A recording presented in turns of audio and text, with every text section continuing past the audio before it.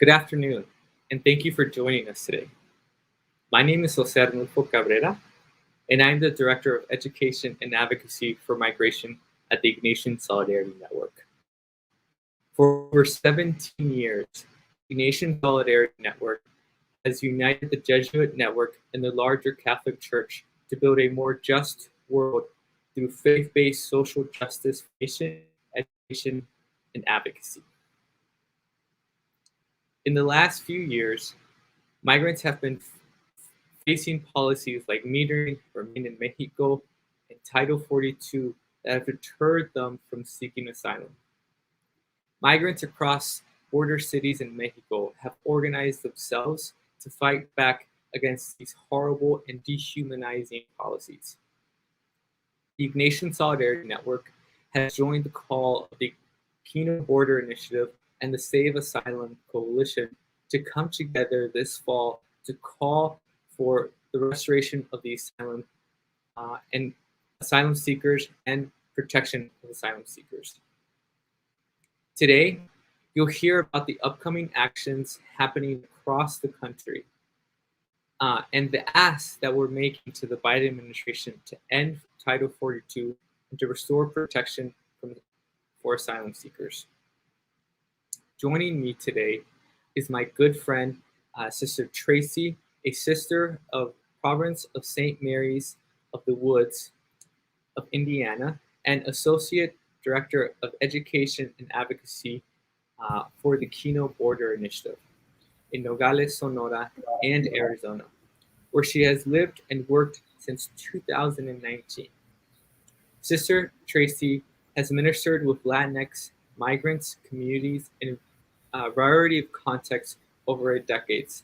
She's previously worked as a teacher and then a community organizer with a focus on voting access, deportation defense, court accompaniment with migrants, and detainees in ICE, detainees of ICE in local law enforcement. Excuse me.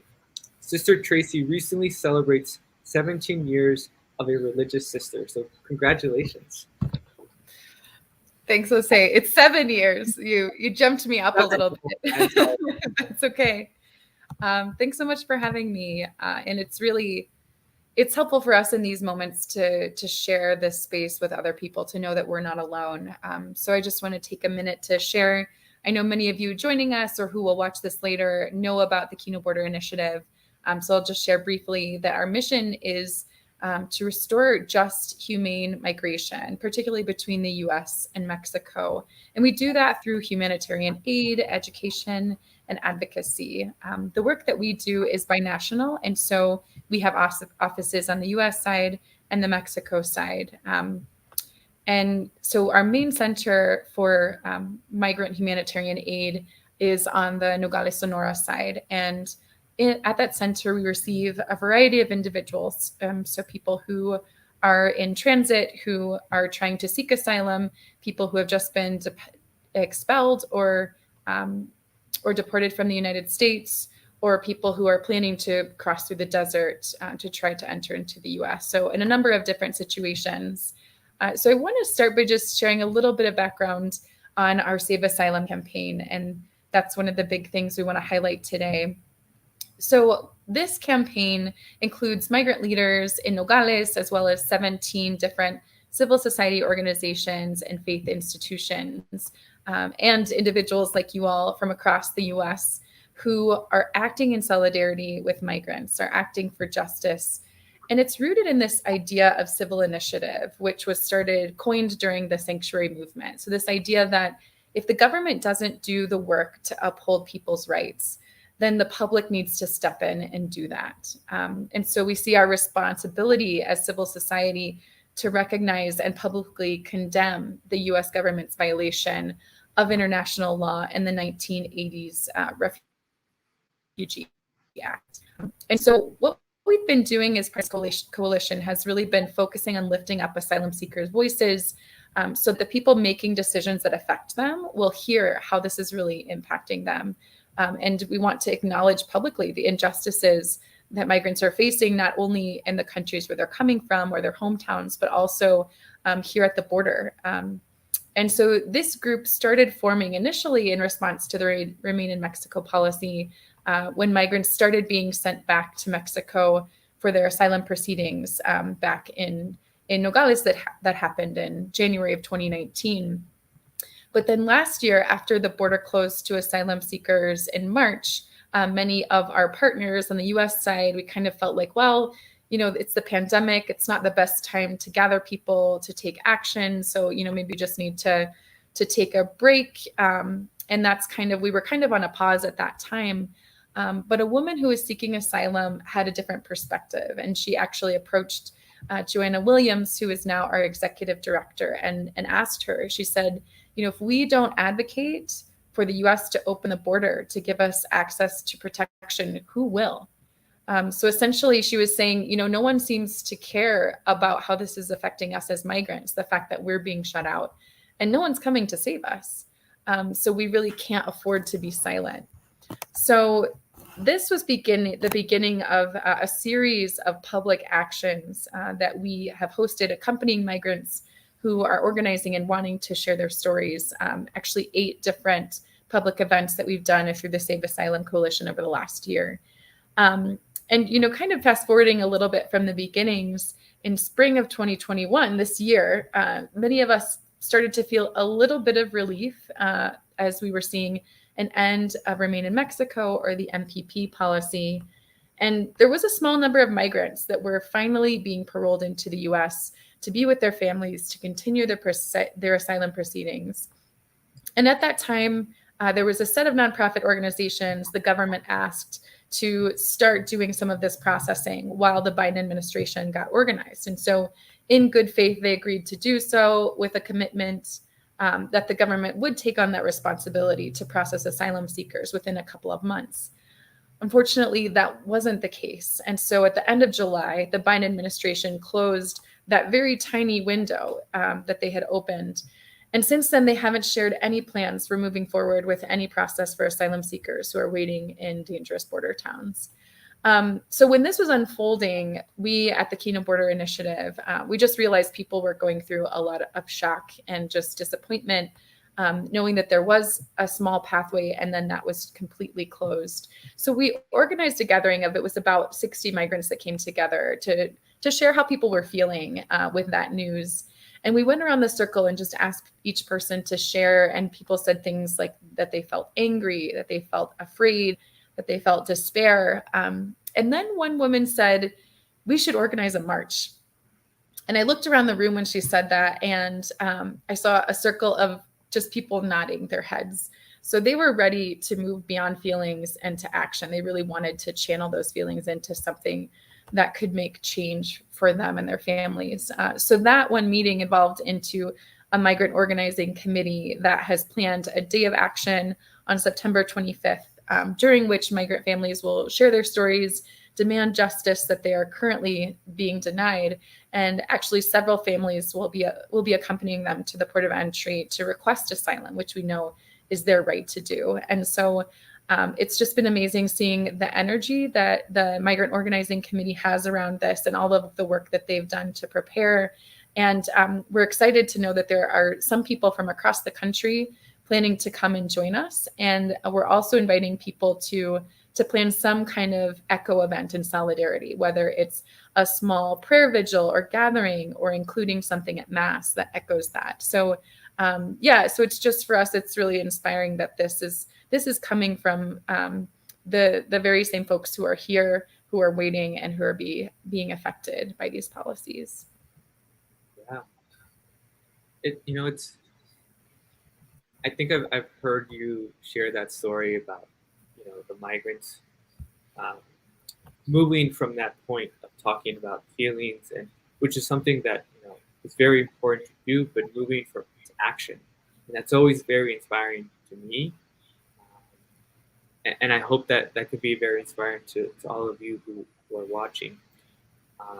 And thank you for telling us about a little about the different actions that are happening, and we'll continue to talk more about that throughout the conversation. I wanted to share with folks that there's actually a resource site. If you look down here, this is a short link. It will take you to a resource site where you will find all information about the upcoming actions, the 25th action, an action that will be held in DC, and other actions that are being held elsewhere, as well as resources that you might need to organize that action in your community. So, so please check out the site and learn more information. But Tracey, I'd love to understand a little bit more about what is Title 42. Yeah, that's a great question. And a lot of people hear that and they have no idea even what it means. And so it's important to share this information. Hopefully folks watching can share it with others as well. So toward the beginning of the COVID-19 pandemic in March of 2020, the Trump administration really pressured the Center for Disease Control to issue an order under what's called Title 42 of the 1944 Public Health and Service Act. And so it's a fancy way of saying that the federal government does have the authority in some situations of emergencies. So for example, a pandemic, to close the border. The problem is that in this case, the border is only being closed to certain groups of people. And so particularly migrants and refugees. And this was despite the outcry from public health experts that said that this action wouldn't actually serve public health. But as a result of that, starting last spring, the Trump administration and then the Biden administration have expelled children and adults seeking refuge at the US-Mexico border more than 980,000 times. At the same time, they've continued to allow other types of travelers to cross the border with no testing, no quarantine requirements, no temperature checks, nothing. So it's pretty clear when you look at who's able to cross and who isn't, just the racial piece of that. And Physicians for Human Rights and many others in the medical community have done a great job of calling out Title 42 for exactly what it is, a racist policy and a pretext using the pandemic to exclude migrants from access to due process under the guise of public health. And it's interesting in talking to the migrants here waiting in Nogales, they see this really clearly. They see people like me, staff that are citizens or permanent residents. We're able to cross back and forth every day. And sometimes I cross to go hiking or for a variety of reasons. And I can even take my dog who was born in Mexico and doesn't have papers to be in the US. But that they see that happening and meanwhile they're not able to cross. So it becomes really clear for them that it has nothing to do actually with COVID and a lot more to do with racism and excluding certain groups of people. So I want to share this video from one of the members of our migrant organizing committee named Jessica, and she kind of shares that sentiment. Derecho al asilo. Queremos el derecho. Derecho al asilo. My name is Jessica, and I'm here because I want to mention Title 42, which they say is to protect from a pandemic or whatever illness someone could contract. To me, this is simply racism. It's simply a pretext. Why?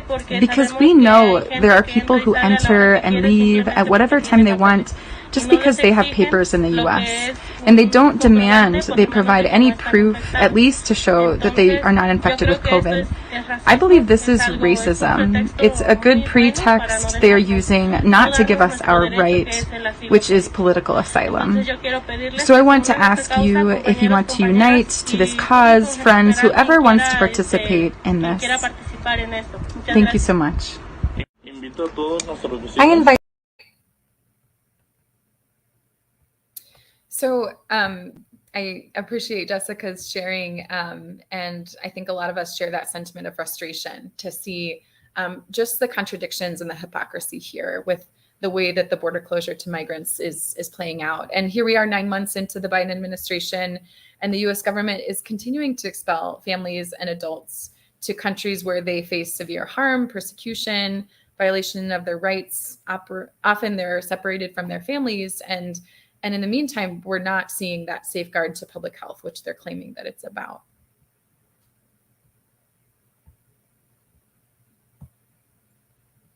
Thanks for sharing that. Thank you for sharing that powerful Jessica's voice. And could you also talk to us a little bit more about how this is really affecting more migrants and how migrants are dealing with Title 42 right now? Absolutely.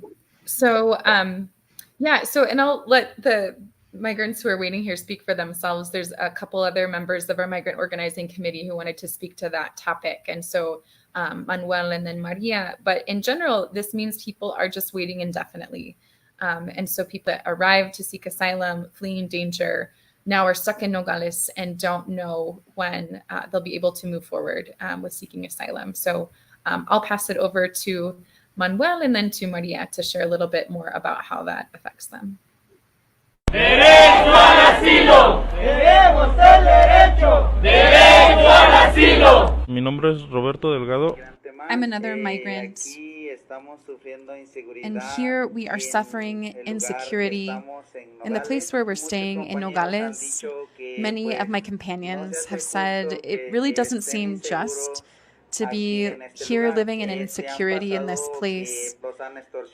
Some people have been extorted. Many have had to pay a quota to be here living, or their rights have been abused. It can't be possible for us to be here. If you think about, consider that we are fleeing violence. We come from a place that's full of violence, and we come to be in another place that is the same. So what I ask is that you help us, that you unite with us, and with this march that we're organizing, me and my companions, don't leave us alone to suffer this insecurity. I ask that you help us and don't leave us. Derecho al asilo. Tenemos el derecho. Help us. Derecho al asilo. Tenemos el derecho. Derecho al asilo. Tenemos el derecho. Derecho al asilo. Good morning. My name is Maria. I want to tell you a little bit about the concerns that we have here and the issue of insecurity that we're living through. All of us migrants are here waiting for some resolution for asylum, which they're denying us, but which is a right that they shouldn't deny, right? As my companions have said. I want to tell you a little bit about the lack of resources we have. We're suffering because we don't have the money to be here. We don't want this issue, we want this issue to be resolved as soon as possible because we can't sustain ourselves anymore. We don't have work. We're struggling to pay rent. It's really difficult to find people who will rent to us because we're not from here. They don't trust us. To them, they see us as dangerous, and well, it's not like that. We're not here because we want to be. People have to understand that we should be heard as urgently as possible because our families, our children are here. They're not going to school. We don't know what's going to happen to them, if they'll be able to keep studying or not, and we can't imagine staying here. We don't want to stay here in Mexico. We need to leave, and we need the support in the U.S. We need them to resolve this issue as soon as possible. Thank you. Yeah, so I'll just pick up on a couple of things. So when Manuel was talking about the safety issue, so a lot of people don't realize, for one thing, many of the northern Mexico border towns are very much dominated and controlled by organized crime. And then thinking about migrants, so often the assumption is that people who are migrating to the U.S. have family or relatives or friends in the U.S. That have access to money. And so that, Manuel mentioned extortion being common. That's one of the reasons that people are targeted. And then, Marty was talking a little bit about just how to access resources. And I've heard from lots of people who are waiting in Nogales for asylum that employers just won't hire them because they know they're in transit and they don't know how long that they'll stay there. So an employer doesn't want to make an investment in someone and training someone in that might leave in a month or two. But at the same time, folks don't know how long it's going to be. They don't know if they'll be here for a few weeks or a few months or longer. And so you have people in the situation where they can't go back because they're fleeing this danger, but they also can't afford to stay here because of the resources that they don't have and also because of the danger and the crime that they're facing.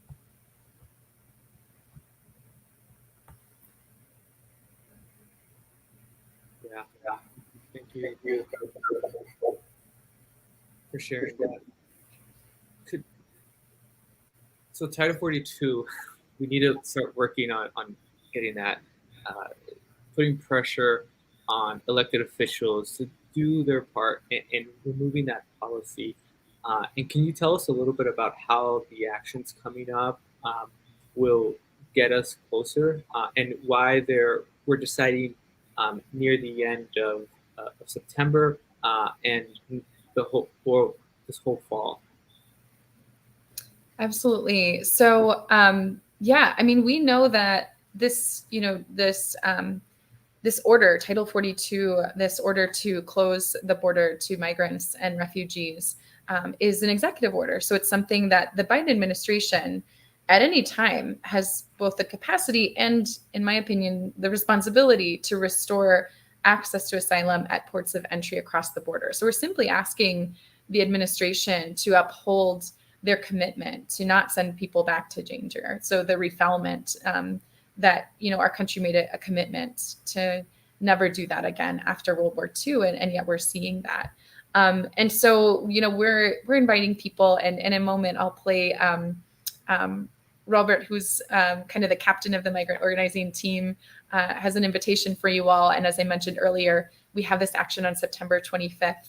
And it really coincides well with World Day of Migrants and Refugees, according to the Vatican. So Jose mentioned we have lots of great resources for you all to use. I mean, making this witness really public, and making it so that other people understand what's going on. Maybe you're watching this and you had no idea what people were facing in Nogales and across the border, or that the Biden administration really wasn't upholding their commitment to restore asylum. And so we want to spread the word. We want people to join together, and for the migrants who are organizing this public action, really putting themselves at risk, honestly, by going out and publicly claiming that right.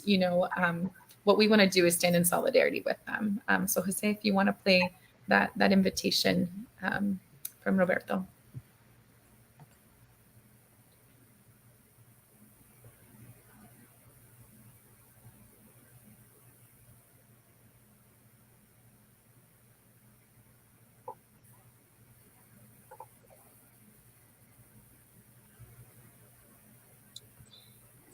Sorry,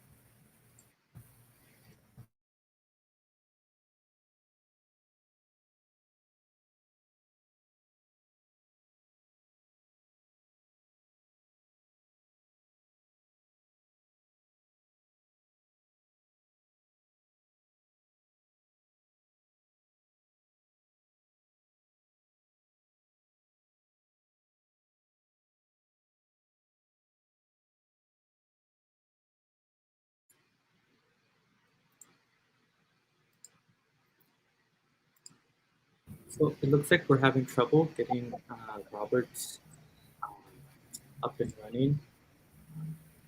That's okay. So actually, you can find his invitation on our the KBI Facebook page. We've been sharing just these snippets of testimonies and invitations from the Migrant Organizing Committee to explain why they're doing this, why they want other people to join with them. And we're really excited that there is a group in Chicago that is organizing a march on the same day, on September 25th, and that there's also a group in DC that is going to echo that and continue into the next week on September 29th.